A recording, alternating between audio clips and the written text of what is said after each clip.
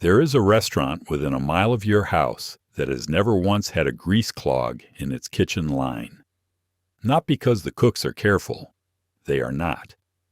That kitchen pours more fat down the drain on one Saturday night than your sink sees in a year. The line stays open because somebody mounted a small pump under it that doses the pipe automatically every night after the last cook goes home. I have serviced those units.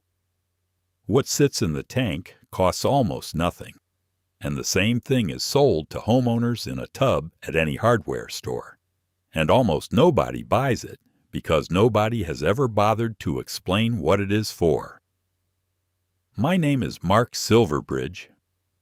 35 years as a master plumber, and I have cut open more kitchen lines than I could put a number to.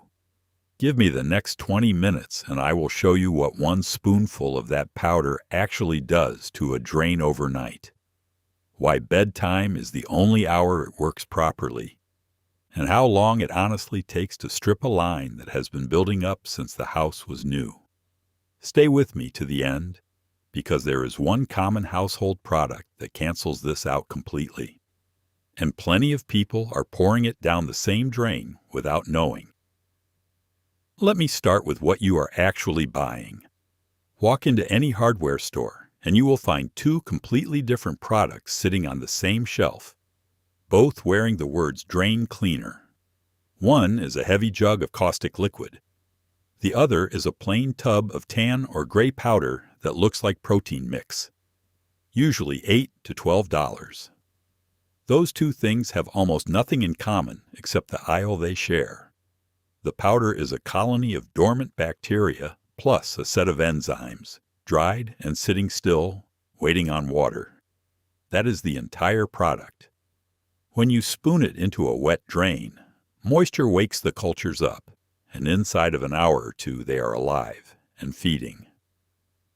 Now let me define enzyme, because the word gets thrown around on labels and almost nobody explains it. An enzyme is a tool that a living thing manufactures in order to cut a big molecule into pieces small enough to absorb. Your own gut does this every time you eat. You do not burn a steak down in your stomach with acid alone. Your body sends out enzymes that cut the fat and the protein into fragments small enough to pass through the gut wall. The grease in your kitchen line is that same fat, just sitting somewhere colder and darker. So what happens down there is digestion rather than a chemical burn. The bacteria settle onto the film coating your pipe wall, secrete enzymes onto it, break the fat down into fatty acids and glycerol, and absorb what they release. Then they reproduce. And now there are more of them in your pipe than you poured in. That last part deserves more attention than anything printed on the tub. A caustic cleaner is finished the moment it stops reacting. Whatever it did in 20 minutes. And then it is spent chemistry heading for the sewer. A bacterial culture leaves behind a larger workforce than the one you paid for, living in the pipe, still eating. One more thing about the powder specifically. You will also see these cultures sold as liquid in a jug, and those do work, but you are mostly paying freight on water.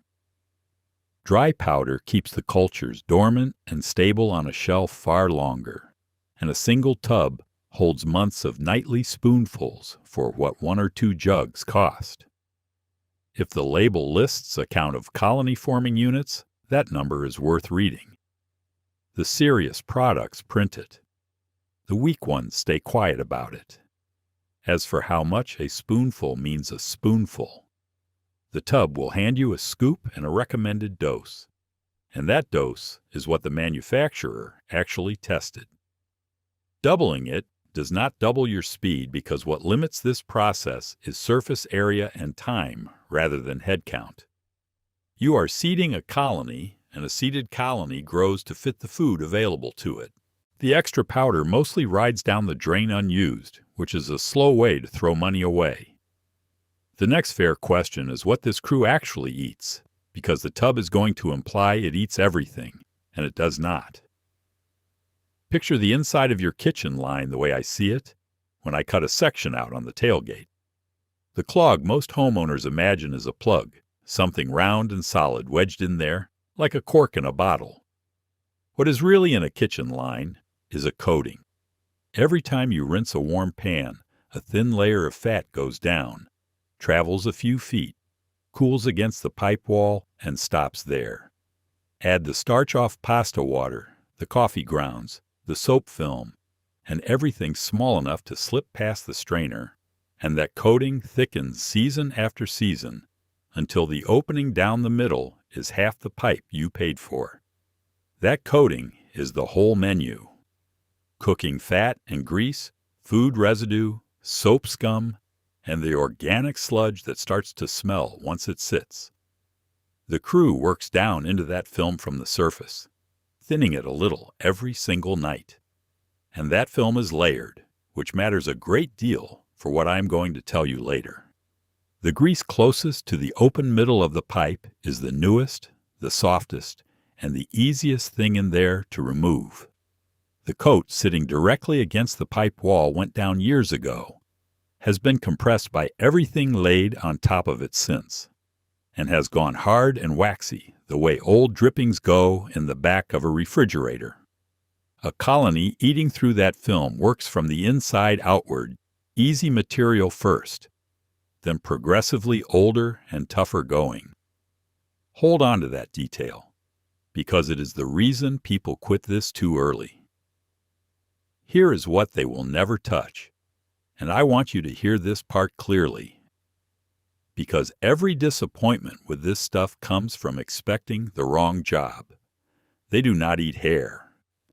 Some labels advertise a protease that nibbles at it, but in a real drain, hair holds together long enough that you will still be fishing it out with a barbed plastic strip. They do not eat plastic, wet wipes, or dental floss. They do nothing to mineral scale because scale is rock, and rock is not food. They will not help you with tree roots in a main line, and they cannot clear a drain that is already stopped with standing water sitting on top of it, because the powder has no way to reach the pipe wall through a column of stagnant water and no flow to carry it where it needs to go. So think of this as a maintenance tool and a slow restoration tool. If your sink is fully stopped tonight, this crew cannot help you tonight. Clear it mechanically first with a plunger or a small hand auger, get water moving again, and then start the habit so you never end up standing there a second time. That covers who they are and what they eat. But the most important part of this entire method has almost nothing to do with the powder. It comes down to the hour on the clock when you use it, and getting that wrong is why so many people try this once, see nothing change, and go back to the caustic jug. Quick pause before the timing. I put 50 jobs like this one into a book called 50 Easy Plumbing Fixes That Will Save You $10,000. Everyone is a Saturday afternoon with basic tools, and everyone teaches you what a fair price looks like, so nobody talks you into a repair you did not need. Point your phone at the code on your screen. Now, the timing. Enzymes need dwell time. That phrase means contact time. The stretch of minutes and hours a treatment actually spends sitting against the surface it is supposed to work on. Dwell time is the entire ball game here, and almost nobody talks about it. Think about what happens when you dose your kitchen drain at 2 p.m. You pour the spoonful in, you rinse it down, and it lands in the trap. 20 minutes later, somebody washes their hands. Half an hour after that, the dishwasher discharges a few gallons of hot water straight into that same line. By dinner, everything you poured in is a quarter-mile down the sewer, sitting in a municipal main where it does the city a small favor and does your pipe absolutely nothing. You paid for cultures and then you flushed them out of the house before they finished waking up. Now dose the same drain at 11 at night after the last dish is done. Nobody runs water in that kitchen until morning. That gives the colony 6 to 8 uninterrupted hours to sit in the trap and on the pipe walls, wake fully spread across the film, and feed. 6 to 8 hours of contact against the exact surface you are trying to clean. That is a full working shift. This is why the powder gets a reputation for doing nothing. Somebody dosed it at breakfast, saw no change by lunch, and wrote it off. The product was fine, but the schedule was wrong. So the rule here is simple. The last thing you do in that kitchen before bed is the spoonful. Run the tap for 2 or 3 seconds first so the trap is wet. Put the spoonful in, chase it with about a cup of warm water to carry it down past the strainer, and then walk away. Do not rinse anything after. Do not run the disposal. That drain is closed for business until morning. Which brings me to the promise in the title, and I want to be straight with you about it because I am not going to sell you a miracle. A kitchen line that has been neglected for 10 years is carrying a film that was laid down in layers, one thin coat at a time, over 10 years of cooking. No single spoonful strips 10 years of that off in one night. Anybody telling you otherwise is selling something. Here is what actually happens, and it is better than it sounds. Night 1. You will notice 2 things by morning. The smell is noticeably reduced because the organic sludge that produces that sour drain odor is the softest and most available food in there, and the colony goes after it first. And the sink will drain a little faster because the innermost surface of that film, the loose and freshly greasy layer, is gone. Do it every night for 1 week and the picture changes properly. 7 consecutive overnight shifts, each one 6 to 8 hours long, adds up to roughly 50 hours of continuous digestion against that pipe wall. 50 hours is enough to work down through years of accumulated coating and reach something close to bare pipe on a residential kitchen line. That is the real answer to the 10-year question. It is not one night. It is one quiet week that cost you about $1. After that week, the job changes from restoration to holding the line. 1 or 2 doses a week, same bedtime routine, and the film never gets a foothold again. You are no longer cleaning anything. You are just refusing to let it start. I have homeowners who have been on that schedule for years and have not called anybody about a kitchen drain since. In the morning, flush the line with hot water from the tap. Let it run 30 to 60 seconds. That carries off everything the colony broke loose overnight and gets it out of the house. And this is the exact spot where people wreck the whole thing. So pay attention here. Do not use boiling water.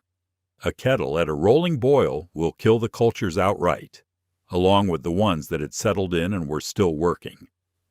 Hot from the tap is right, which in most houses runs somewhere around 120 degrees. That is warm enough to move loosened grease and gentle enough that the colony survives. A rolling boil is not a stronger version of the same idea. It is the end of the experiment. Now the product I promised you at the start. Caustic drain opener and enzyme powder cancel each other completely.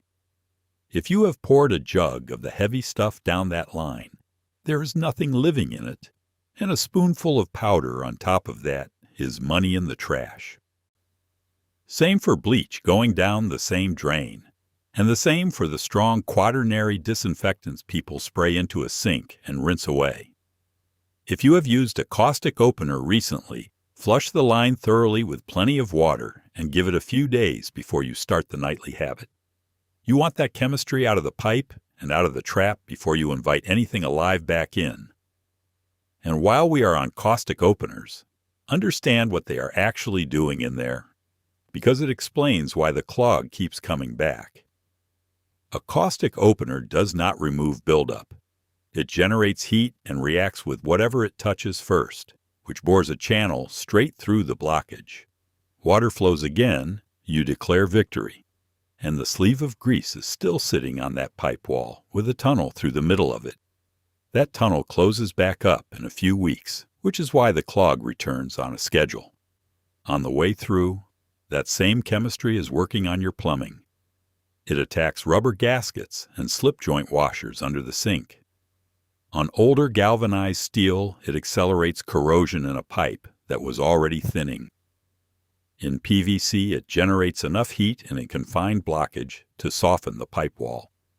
And if it fails to clear the drain, you have now handed the next plumber a line full of caustic liquid that has to be dealt with before anybody can safely open a fitting. The enzyme approach removes the buildup itself instead of drilling through it. Slower, undramatic, and permanent. Let me put real numbers on this because that is where the decision actually gets made. A tub of enzyme powder runs $8 to $12 and holds months of nightly spoonfuls. Call it a few dollars a month during the restoration week and pennies a week after that. A plumber out to clear a kitchen clog runs $150 to $250 in most of the country, and that buys you a snake through the line, which bores a hole through the grease sleeve much the way the caustic did. Effective and temporary. If the line is genuinely packed with grease and needs hydrojetting, which scours the pipe wall properly with high-pressure water, budget $350 to $600. Jetting is real work, and it is worth the money when a line needs it. But a homeowner running a spoonful at bedtime is buying insurance against ever needing that visit.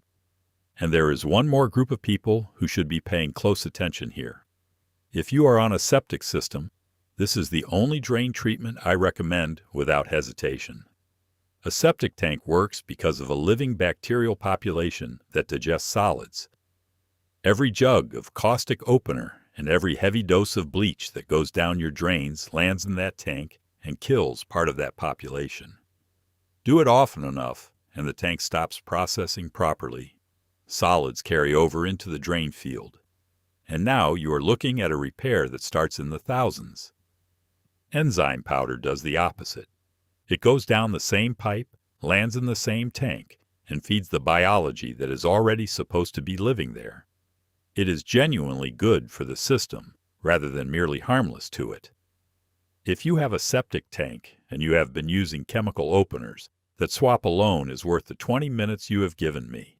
So here is the plain decision framework. If your drain is slow, smelly, or you have a history of repeat kitchen clogs, this is your tool. Start the nightly week tonight. If your drain is completely stopped right now with water standing in the basin, this is not your tool tonight. Plunge it or auger it first, then start the habit tomorrow. If more than one fixture is backing up at the same time, stop. That is a mainline problem, and a spoonful of anything is not going to touch it. You want somebody with a camera and a jetter. If the backup shows up after heavy rain, that pattern usually points at tree roots or cracked line. And again, no powder is going to solve it. And if you are on a septic system, start regardless of whether anything is slow, because you are protecting the tank. Now the bonus, and this one costs you nothing. A lot of kitchens have two basins joined together at a shared trap, and almost everybody doses only the side they use for washing. The other side, the one with the disposal, is usually where the real grease is going, because that is where the pans get scraped. Alternate the sides. One night the clean side, the next night the disposal side. The whole trap benefits. And take a second to think about which drain in your house is genuinely the last one used at night, because it may not be the kitchen at all. In a lot of houses, somebody is running a load of laundry at 10, and it discharges long after the dishes are done. If that is your house, either dose the kitchen after the machine finishes, or accept that the laundry standpipe deserves its own spoonful. Same rule everywhere. Wet the drain, spoon it in, chase it with a cup of warm water, and leave it alone until morning. One last thing. That same book, 50 Easy Plumbing Fixes That Will Save You $10,000, is built around catching the small failures before they turn into the expensive ones, which is the part nobody warns a homeowner about. Scan the code on your screen if you want it, and subscribe to the Mark Silverbridge channel for more honest, no-nonsense fixes that keep your money in your pocket. Take care of that drain tonight, and I will see you on the next one.